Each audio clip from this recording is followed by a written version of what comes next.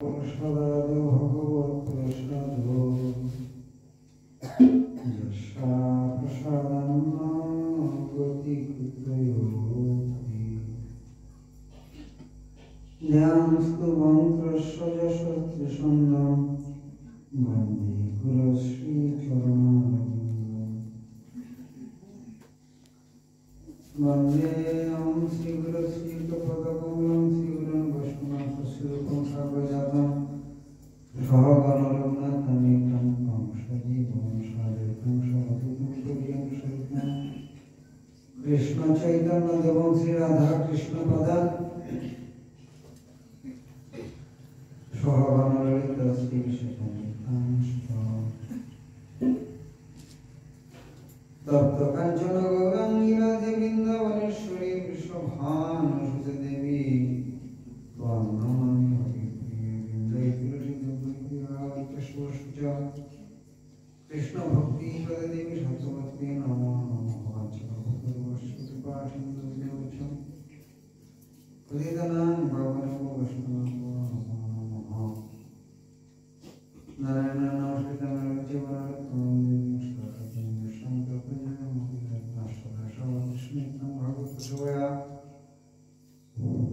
भगवतोत्तम श्लोके भक्ति भगवती नष्टति जय सनातन भक्तवृंद श्री जीव गोपाल भट्टदास रघुनाथ ईसाई गोसाई करी चरणमंगल झायति विघ्नाशक्ति श्री गौरांगनितानंद श्री अद्वैत चंद्र गदाधर शिवासादि श्री गौर भक्तवृंद আমাদের অনেক সৌভাগ্যের উদয় হয়েছে যে এত সাধু সঙ্গ ভক্ত সঙ্গ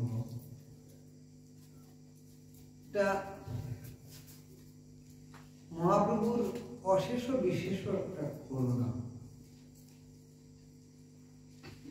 নবদ্বীপে উনি এই ধরাধামে গোলক বৃন্দাবন থেকে নবদ্বীপ ধাম তথা নিত্যই গোলক বৃন্দাবন এখানে এসে উনি গোলক বৃন্দাবনের সমস্ত সেবা এবং গোলক বৃন্দাবনের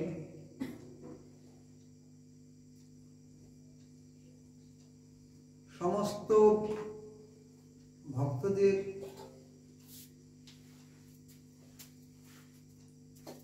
নিয়ে এসে এই ব্রহ্মাণ্ডকে গোলকময় করে তোলার জন্য এই ব্রহ্মাণ্ডে যে আমরা জন্ম মৃত্যু যারা বেদের সাথে আবর্তিত আলিঙ্গিত হচ্ছে এই দশাটার থেকে রক্ষা করার জন্য উনি এই জগতে এসেছেন। কিন্তু এই কথাটা তার মুখ্য কথা নয়। আপনি করি আস্বাদনে শেখাইল ভক্তগণে প্রেম চিন্তা মনে ধনী নাইগানে স্থান যায় তার কৈলদান মহাপ্রভু দাদা শিল মনে। মহাপ্রভু গোলক বৃন্দাবনে আমরা সকলেই ছিলাম। প্রতিটি জীবেরই চরম গতি গোলক বৃন্দাবন। সেটা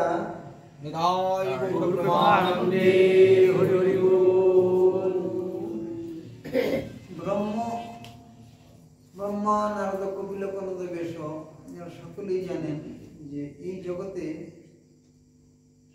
পরতত্ত্ব সীমা শ্রীমন গোবিন্দের উপস্থিতি এবং সকলেই চান যে ভারতভূমিতে মনুষ্য জীবন জন্ম হোক। ভারতভূমিতে মনুষ্য জন্ম না হলে অন্যান্য ব্রহ্মাণ্ডে যে ব্রহ্মাণ্ডে ভারতভূমি নেই সেই ব্রহ্মাণ্ডে ভগবান কৃষ্ণ যখন রাধা কৃষ্ণ মিলিত তথা রাধা কৃষ্ণ নিজেও দাপর লীলা বা অন্যান্য লীলা হয়। লীলা বিশেষ উপযুক্ত ভূমি এই ভারত। মহাপ্রভু নিজেই বলেন যে ভারতবর্ষে মনুষ্য জন্ম হইল যার জন্ম সন্তোষী পালন এবং গীতায় বলে যে নাম পরতর কিঞ্চিত ধনঞ্জয় এবং গীতা অন্যান্য ব্রহ্মাণ্ডে দিলেও ব্রজ লীলাটা সব ব্রহ্মাণ্ড। কেন গীতার মধ্যে জ্ঞান মিশ্রা ভক্তি, কর্ম মিশ্রা ভক্তি, যোগ মিশ্রা ভক্তি রয়েছে। আমরা নরোত্তম দাস ঠাকুর মহাশয়ের এই প্রেম ভক্তি জনকের থেকে আমরা এই শ্রবণ কীর্তন করতে পারি, দর্শন করতে পারি। যে প্রেম ভক্তি যাহা হইতে অবিদ্যা বিনাশ যাতে বেদে গায়ে যাহা রয়েছে। আমাদের যে গুরু বন্ধনে আমরা শ্রবণ কীর্তন করলাম, সেখানে কি বলা হলো? জয় জয় শ্রী গুরু প্রেম কল্পতরু অদ্ভুত যাহা প্রকাশ। এবং আমরা বিভিন্ন ব্রহ্মাণ্ডে ঘুরতে ঘুরতে ঘুরতে ঘুরতে আমরা মনে করি, যখন আমরা বৈকুণ্ঠ ভক্তি লাভ করছিলাম, শুনতে পাচ্ছিলাম, তখন আমরা ভাবতাম যে হ্যাঁ, বৈকুণ্ঠই সর্বোচ্চ গতি। যখন আমরা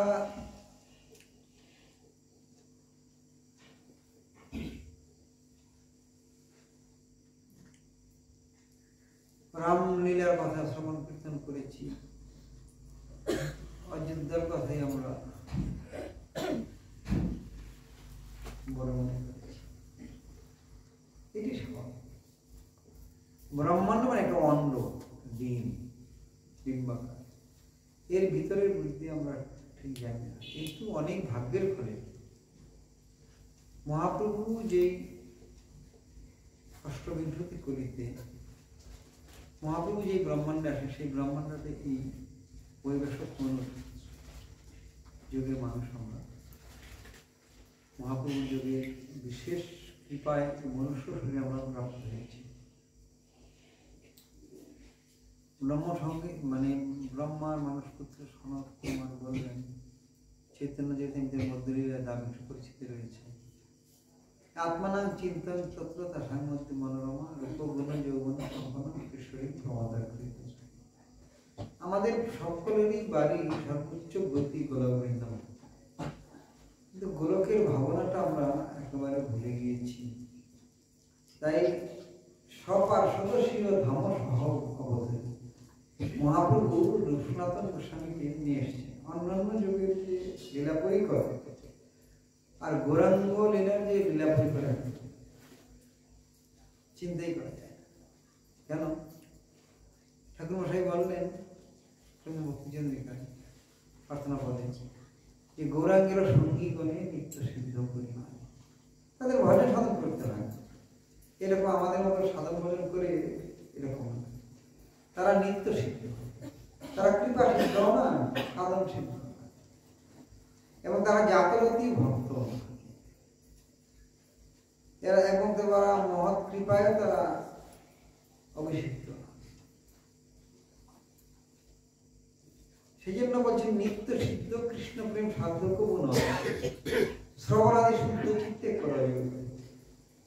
এই মহাপ্রভুর যুগে যেই জাতীয় ভক্তি রূপ এবং সনাতনকে দিয়ে জয় সনাতন রূপ প্রেম ভক্তি রসরূপ যুগল উজ্জ্বল রসময়, এটা আমাদের লোচন দাস ঠাকুর বললেন যে তাহার উপমা বেদে নাহি সীমা ত্রিভুবনে নাহি। আর বেদ বেদান্ত উপনিষদাদি শাস্ত্রে এরকম লীলার কথা বলা। যদি বলা থাকতো তো মহাপ্রভু আর আমাদের সনাতন গোস্বামী আচার্যগণদের দিয়ে এই গোস্বামী গ্রন্থ লেখা যায় না। এই গোস্বামী গ্রন্থ আর কিছুই নয়, আমাদের আত্মস্থিত যে বিজ্ঞান চারুকলা সেবা সুষ্ঠুবাদী, কেমন করে ব্রজ নিকুঞ্জে আমরা এরকম সেবা করে আসছিলাম নিত্যকাল, সেই সেবাটাকে জানানোর জন্য, বোঝানোর জন্য লিখিত একটা চিরকুট স্বরূপ এক একটা লীলা এই গোস্বামী গ্রন্থ। যেমন শুরু করলেন সনাতন গোস্বামী বাক্য দিয়ে বৃহৎ ভাগবতামৃতম, কোনটা আমাদের ভক্তি একবারে এই স্বর্গলোক বৈকুণ্ঠ লোক অযোধ্যা, দ্বারকা, মথুরা, গোলক বৃন্দাবন এরকম এইরকম বর্ণনা রয়েছে বৃহৎ ভাগবতম।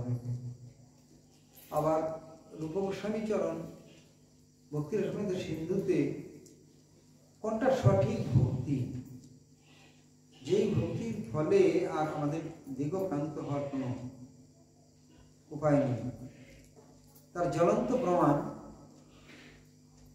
গোস্বামীগণদের চরম সিদ্ধান্ত শ্রী শ্রী চৈতন্য চরিতামৃতে এত সংস্কৃত শ্লোক রয়েছে যে সাধারণ মানুষের বোধগম্যতার মধ্যে আছে। তাই ব্রজে রাধারানীর খুব অন্তরঙ্গা সখী মঞ্জুরি দাসী সখী চম্পক মঞ্জুরি দেবী অধুনা নরোত্তম ঠাকুর নামে এই জগতে গৌরাঙ্গ লীলা পুষ্টির জন্য নিকুঞ্জ রসকলা ভক্তি প্রতিস্থাপিত করার জন্য তিনি এই প্রেম ভক্তি চন্দ্রিকা নাম নিয়ে এই সিদ্ধান্ত রত্ন জগতে এনেছেন। যদিও এই গোলকের বস্তু নতুন কোনো কিছু লিখনি, আমরা প্রথম যখন বলি এটা এই গ্রন্থের শুরুতে অজ্ঞান তিমিরান্তস্য জ্ঞানাঞ্জন শলাকায় চক্ষুরুন্মীলিতঞ্জেন তস্মৈ শ্রী গুরবে নমঃ এই দিয়ে শুরু করবেন। এই যে অজ্ঞানের অন্ধকারাচ্ছন্ন পরিস্থিতির মধ্যে রয়েছি, অন্যান্য লীলায় এরকম কথাই বলা থাকে। যদি গৌর না হতো তবে কি হতো, কেমনে ধরিতাম যে রাধার মহিমা প্রেম রসীমা জগতে জানাত। মধুর বৃন্দা বিপিন মাধুরী প্রবেশ জাতই সার বরজ যুবতী রসের ভগতী শক্তি হইতে তার, যদি গৌর না হইত। সেই জন্য ঠাকুরমশাই আরো বললেন যে বেদবিধির অপচর রতন বেদির উপর বসাইব কিশোর কিশোরী। বেদ লোচন দাস বললেন যে বেদ তাহার উপমা বেদে নাই শুনে ত্রিভুবনের নাই। এই যে বেদ শাস্ত্র জানে না, জানলে তো আমাদের গোস্বামী গ্রন্থ লেখার কোনো কথাই হতো না। আর কেউ যদি এখন বলেন যে মহাপ্রভু এটা ভুল করেছেন, ব্রহ্ম প্রমাদ বিপুলিশা করোনা পাঠ ঈশ্বরের বাক্যে নাহি দোষ ঈশ্বর।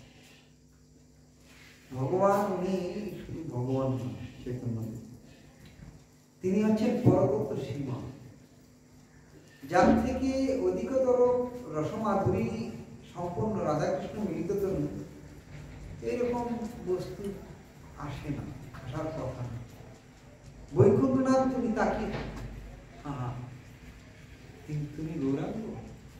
সকলেই জানেন একেবারে ঈশ্বর কৃষ্ণ অসবৃত্ত, যারা যেছে না সে তৈতে পারে মৃত্যু, কিন্তু কৃষ্ণ তো একা কৃষ্ণ। যদি রাধারানী না থাকেন তবে কৃষ্ণের কি দাম আছে বলি ভক্তের কাছে। তাই রাধা কৃষ্ণ প্রণয় বিকৃতি লাধিনী এবং সমৃদ্ধির মূল বস্তু মূলাকৃতি এই ভক্তিকে নিয়ে শ্রীমন মহাপ্রভু তার পরিকর্দের নিয়ে এই জগতে ভক্তি সংগ্রাম শুরু করলেন তার ভক্তদের লিখনের মাধ্যমে। এবং সর্বস্বামীদের বললেন, বিশেষ করে রূপ এবং সনাতন, যদিও লোকনাথ গোস্বামী বা বহুবর্গ গোস্বামী ওনারা আগেই বৃন্দাবনে গিয়েছিলেন, কিন্তু রূপ এবং সনাতন গোস্বামীপাদকে দিয়ে এই ব্রজ নিকুঞ্জের আত্মস্থিত রাধা গোবিন্দের যে হৃদয়ের কথা,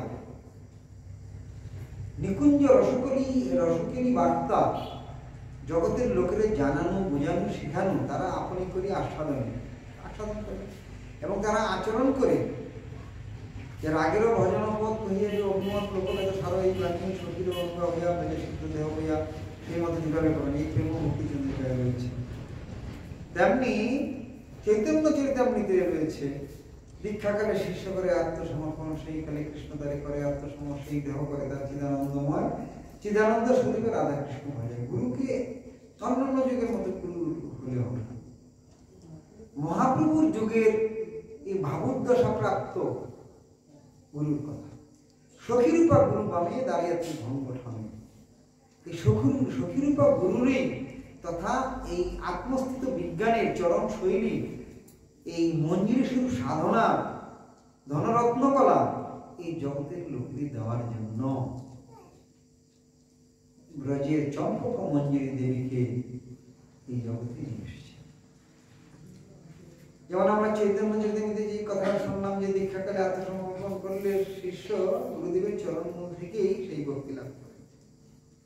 সেই জন্য ঠাকুরমশাই বললেন যে শ্রীগুরু চরণ পদ্ম কেবল ভক্তি সম্ভব। কেবল মানে প্রেম ভক্তির সারসিকী রূপধারা, রসধারা, রসশৈলী গুরুদেবের চরণ কমলে। গুরুদেব মানে কি? গুরুদেব হচ্ছেন অর্জুনকে, সেটা এই ইয়েকে বললেন, উদ্ধবকে বললেন আচার্য মান বিজানিয়া মান্যিত করিয়ে নমর্ত বুদ্ধ আশুয়েত সর্বদেবময় গুরু। এবং চৈতন্য দেখতে বলা হয়েছে যদ্যপি আমার গুরু চৈতন্যেরই দাস তথাপি জানিবি তাহারই প্রকাশ। গুরু কৃষ্ণ হন শাস্ত্রের প্রমাণে। গুরু রূপে কৃষ্ণকে করেন ভক্তগণ। গুরু তো একটা অবতার ভগবান, বৈষ্ণব একটা বিশেষ অবতার। তুলসী, শ্রীবিগ্রহ, নাম, গ্রন্থ, শ্রীমদ্ ভাগবত, অনুশাস্ত্রাদি সবকিছু ভগবানের প্রকাশ, শুধু আপনাকে নিয়ে যাওয়ার। এখানে কি বাসর? এটা হরির বাসর। তো হরি যেখানে প্রথম আসেন, যেই উচ্চাসনে বসে রয়েছেন শ্রীহরি, সে হরিকে অবলম্বন করে তো আমরা এসেছি। তাই হরির বাসন মানে কেমন হরি? তিনি হচ্ছেন এমন হরি যাকে বেদ জানে না, যাহার উপমা বেদে নাহি সীমা ত্রিভুবনে নাহি।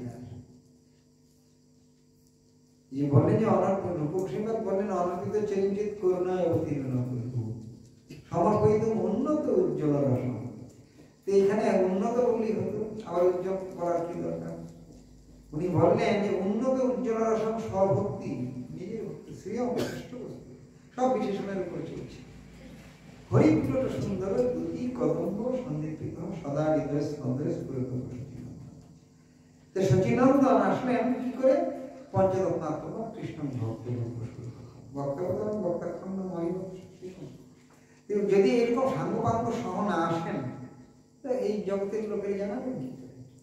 আমরা সকলেই তো রাধারানীর গণ, রাধারানীর দাসী, রাধারানীর অনুচারিতা। তার কথা মতোই আমাদের জীবনে চলার কথা। সেটা তুলসী বন্দনায় সেই কথা বলে যে এই নিবেদন শক্তির অনুগত করো, সেবা অধিকার দিয়ে করো নিজ দাসী। দীন কৃষ্ণ দাসে কয় এই যেন হয় শ্রী রাধা গোবিন্দ প্রেমে সদা যেন বসি। আবার কি বললেন? মোরেই অভিলাষ, খুব বড় কথা, বিলাস দিবস। তো বিলাস মানে যেখানে নিবিড় নিবৃত্তে অতি গোপনে অতি সংগোপনে রাধা গোবিন্দের সেবা, সেখানে রূপমঞ্জুরি আর রতিমঞ্জুরি ভিন্ন আর কি থাকে।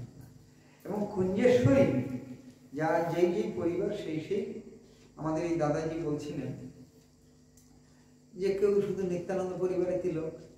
আমাদের যতগুলি পরিবার রয়েছে, পরিবারের এক একটা তিলক রয়েছে, এক একটা তিলকের মর্যাদা রয়েছে, গুণশ্রুতি রয়েছে, মহিমা রয়েছে। এটা আমরা যেই পরিবার থেকে আশ্রিত সেই করুণাটা আমরা পেয়ে সর্বোপরি সকলেরই গতি রজনীকুঞ্জে রাধা গোবিন্দের নিবিড় নিবৃত্তে নিকুঞ্জর সকলায় সেবায় আমরা যেন গতি হতে পারি। এইরকম গুরু বৈষ্ণবের সান্নিধ্যে এই জাতীয় গ্রন্থ চাই। আমরা বলছি সব গ্রন্থই গ্রন্থ না। যোগী নেশি কর্মী ধেনি অন্ন পুজো সেবক ধেনি ছাড়ি ভজ গিরিবর ধারী। গিরিধারীর ভজনা করার কথা বলা হয়েছে। শ্রীমতী রাধারানীকে যিনি অঙ্গে, যার বাম অঙ্কে অথবা তার স্কন্ধে ধারণ করে প্রাণনাথ ছুটেন। কেন? জয় জয় রাধা নাম বৃন্দাবন তার নাম কৃষ্ণ সুখ বিরসী হেন রাধা গুণগান না শুনিল মোর গান বঞ্চিত করিল মোর বিধি। আমরা যত কীর্তনই করি যত হরি কথাই শুনি শ্রবণ করি।